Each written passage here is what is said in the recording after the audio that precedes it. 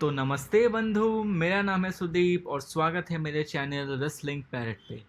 तो बंधु, आज की इस वीडियो में मैं आपको कल की हुई रॉक की कुछ अंदर की बातें बताने वाला हूं और उसके साथ साथ हम रोमन रेंस के बारे में भी बात करेंगे कि कैसे रोमन रेंस की फैमिली से कुछ और लोग जुड़ चुके हैं डब्ल्यूडब्ल्यूई के साथ और Roman Reigns, rock and Brock Lesnar से जुड़ी एक मेजर अपडेट निकल के आ रही है। तो देर किस बात की, चलिए बात करते हैं इस वीडियो के अंदर। तो मैंने आपको अपनी सुबह वाली वीडियो में कहा था कि कैसे विंस मैकमैन ने रॉ में काफी सारे चेंजेस कर दिए थे लास्ट मोमेंट्स पर और उसकी वजह से हमें कुछ प्रीवियसली एडवर्टाइज मैचेस नहीं देखने को मिले थे। तो इसी के रिगार्डिंग न्यूज निकल के आ रही है वो यूएस टाइटल ओपन चैलेंज का जो डेमियन प्रीस्ट ने किया था। रेसलिंग ऑब्जर्वर न्यूज लीडर से डेव मेल्जर का ये कहना है कि जो ट्रिपल थ्रेट मैच हमें देखने को मिला था यूएस टाइटल के लिए वो ओरिजिनल प्लान्स में नहीं थे।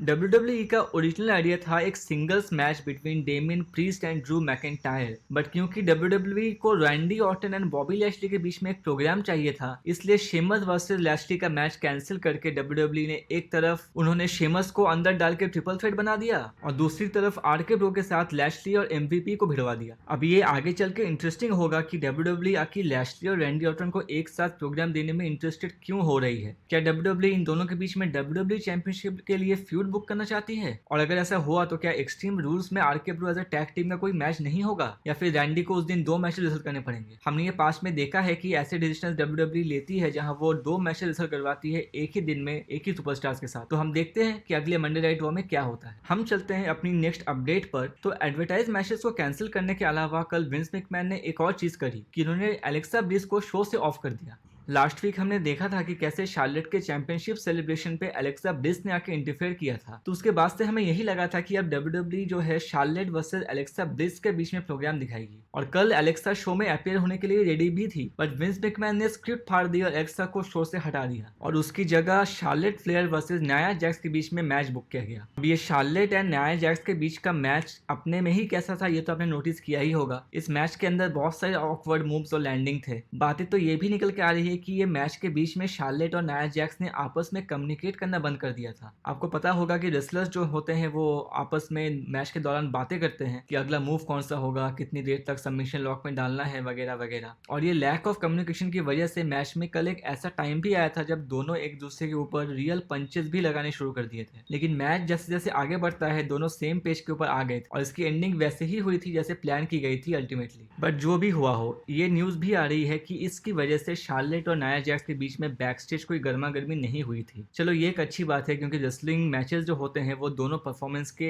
एक साथ इनपुट डालने से अच्छे बनते हैं। आप किसी एक परफॉर्मर को नहीं बोल सकते कि उसने मैच खराब कर दिया। वैसे नाया जैक्स को तो हमेशा ही अनसेफ वर्कर का टैग दिया जाता है क्योंकि ऐसा पहले भी बहुत बार हो चुका है कि जब नाया जैक्स ने दूसरे सुपरस्टार को चोट पहुंचाई हो, बट शार्लेट फ्लेयर की तरफ से ऐसा होना ये थोड़ा शॉकिंग जरूर है। अब रॉ में इतने सारे झमेले के बाद क्या रॉ को रेटिंग्स में कुछ फायदा हुआ है? वेल, देख के तो ऐसा नहीं लगता है क्योंकि लास्ट वीक की जो रॉ की व्यूअरशिप थी, जो समर स्लैम के बाद का एपिसोड था, उस पे रॉ को व्यूअरशिप मिली थी 2.067 मिलियन व्यूअर्स, जो कि 2 मिलियन से थोड़ी ऊपर थी। बट इस वीक रॉ की बात करें तो उसे व्यूअरशिप मिली है 1.907 मिलियन व्यूअर्स। अब ये बहुत ज्यादा ड्रास्टिक डाउन नहीं है रेटिंग्स का, बट हमने पहले ये देखा है कि अगर शो अच्छा ना हो देन रेटिंग्स ऐसे ही धीरे धीरे करके नीचे चली जाती हैं। अब रॉ की रेटिंग्स के बाद हम थोड़ा नजर घुमाते हैं स्मैकडाउन के व्यूअरशिप पे। तो मैंने आपको बताया था कि लास्ट वीक स्मैकडाउन की जो व्यूअरशिप रिपोर्ट हो रही है वो है 2.874 मिलियन व्यूअर्स, बट ये नंबर्स बहुत ज्यादा हैं और हो सकता है कि नंबर्स नीचे जा सकते हैं। और बंधु, बिल्कुल ऐसा ही हुआ है क्योंकि स्मैकडाउन की जो व्यूअरशिप फाइनली बताई जा रही है वो है 2.250 मिलियन व्यूअर्स। मतलब ये तो 2.8 के आसपास भी नहीं रही। अब मैंने ये सोचा था कि नीचे जाएगी बट ये तो कुछ ज्यादा ही नीचे चली गई। बट हाँ, हम ये कह सकते हैं कि उसके पहले वीक से इंक्रीज हुई है क्योंकि समर स्लैम से पहले जो गो होम एडिशन था स्मैकडाउन का, उसमें व्यूअरशिप आई थी 2.102 मिलियन व्यूअर्स। नेक्स्ट हम बात कर लेते हैं बेली के बारे में। तो बेली का आपको सीन पता है कि वो अभी इंजर्ड हैं और इसके लिए मनी इन द बैंक में जो बियंका ब्लेयर के साथ उनका आई क्विट मैच होना था वो भी कैंसिल हो गया था। रिपोर्ट्स तो यही है कि बेली को एसीएल में इंजरी है,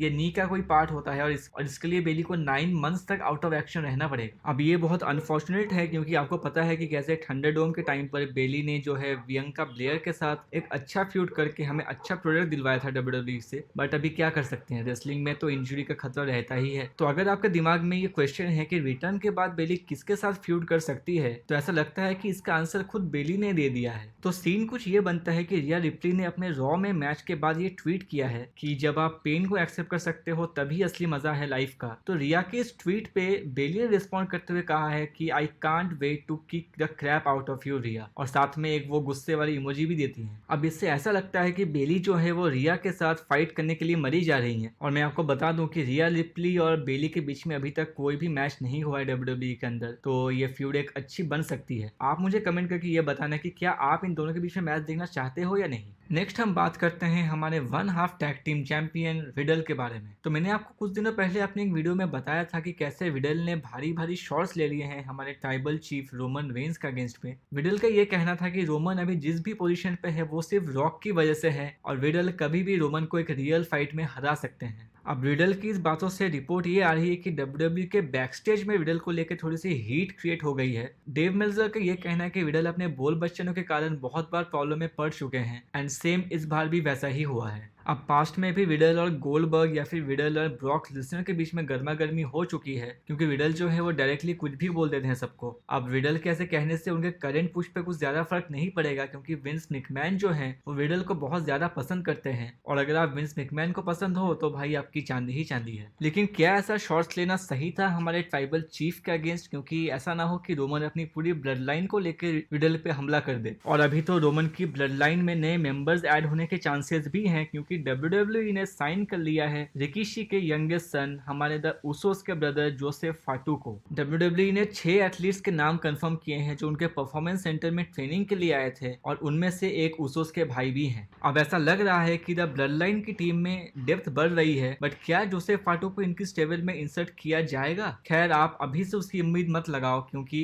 वो सिर्फ अभी साइन हुए हैं, अभी उनकी ट्रेनिंग होनी बाकी है, फिर शायद उनको NXT में डाला जाएगा और फिर वहां से कुछ साल सर्व करने के बाद उनको मेन रोस्टर पे लाया जाए। और तब तक रोमन की ये स्टेबल या गिमिक रहेंगी या नहीं, इसकी भी कोई गारंटी नहीं है। अब हम बात कर लेते हैं हमारे final main event story of the day के बारे में। तो कुछ महीनों से रेसलमेनिया 38 के बारे में एक न्यूज आ रही थी कि रोमन वर्सेस रॉक प्लान किया जा रहा है उस शो के लिए, पर उसके रिगार्डिंग एक सैड अपडेट है कि रॉक शायद उस शो के लिए अपीयर ना हो पाए। अब वो चाहे कोई टैग टीम मैच हो या सिंगल्स मैच। ये बहुत दिल तोड़ने वाली बात है, क्योंकि आपको पता है कि रॉक वर्सेस रोमन का ड्रीम मैच पेंडिंग बना हुआ है बहुत टाइम से। बट बंधु इतना दुखी भी मत हो, क्योंकि एक गुड न्यूज भी है इसके साथ। न्यू रिपोर्ट्स ये है कि रेसलमेनिया 39 के लिए रॉक ऑलमोस्ट कंफर्म है, जो हॉलीवुड में होने वाली है। आपको पता होगा कि जब रेसलमेनिया 39 की अनाउंसमेंट हुई थी कि वो हॉलीवुड में होने वाली है, तभी से लोग ये सोचने लगे थे कि उस शो में रोमन वर्सेस रॉक ही मेन इवेंट करेंगे। बट बीच बीच में कुछ न्यू रिपोर्ट्स आ गई थी कि रोमन वर्सेस रॉक रेसलमेनिया 38 में भी हो सकती है, लेकिन ऐसा लगता है कि WWE अपने सबसे पहले के ओरिजिनल प्लान्स को लेकर चल रही है आगे। अब ये तो रहा Roman versus rock eight WrestleMania 39। तो अब क्वेश्चन है कि रेसलमेनिया 38 में क्या होने वाला है। तो उसके रिगार्डिंग न्यूज है कि Roman versus Brock Lesnar plan किया जा रहा है रेसलमेनिया 38 के लिए। मैंने आपको बताया था कि लेसनर के कॉन्ट्रैक्ट में 8 मैचेस हैं, बट वो ऊपर जा सकते हैं जब भी और जैसे भी जरूरत पड़ती है। और इस कॉन्ट्रैक्ट में जो 8 मैचेस की बात करी जा रही है वो सिर्फ एक्चुअल मैचेस के लिए हैं। रॉ एंड स्मैकडाउन के अपीयरेंसेस इसमें काउंट नहीं होंगे। अब इसके रिगार्डिंग कुछ सीन ऐसा बन सकता है कि Brock versus Roman crown jewel या सर्वाइवर सीरीज में हो जाए एक बार, बट उसकी एंडिंग कुछ ऐसी हो सकती है कि WWE वो स्टोरी लाइन को आगे खींच सके अगले साल तक रेसलमेनिया के लिए, और वहां जाके फाइनली स्कोर सेटल होगा रोमन वर्सेस ब्रॉक लेसनर का। तो दिन ब दिन रोमन की स्टोरी लाइन और र्यूमर्स जो भी आ रहे हैं वो बहुत इंटरेस्टिंग होती जा रही है। अब रोमन के आसपास ब्रॉक लेसनर भी आ गए हैं, रॉक भी आने वाले हैं, तो बस अब सच बताऊं तो वेट नहीं हो रहा है सचमुच। बट ऐसे स्टोरी लाइन प्रोग्रेशन देखने का भी अपना अलग मजा होता है। अब अपकमिंग स्मैकडाउन के लिए Finn Balor versus Roman Reigns का मैच भी अनाउंस्ड है, और रिपोर्ट्स ये भी हैं कि ये मैच दोबारा एक्सट्रीम रूल्स में हो सकता है कोई स्टिपुलेशन के साथ। तो अब आगे क्या होता है उसके लिए हमें अगली स्मैकडाउन का वेट करना पड़ेगा। तो आज की ये वीडियो यहीं तक की थी। अगर आपको ये पसंद आई है तो इसको लाइक और शेयर करना ना भूलें। उसके साथ साथ चैनल को ज़रूर सब्सक्राइब करके नोटिफिकेशन बेल को भी ऑन कर दीजिए, ताकि आपको रेसलिंग से जुड़ी हर न्यूज़, इवेंट्स और अपडेट्स की जानकारी इस चैनल पर मिलती रहे। तो ठीक है बंधु, मिलते हैं आपसे अगले वीडियो।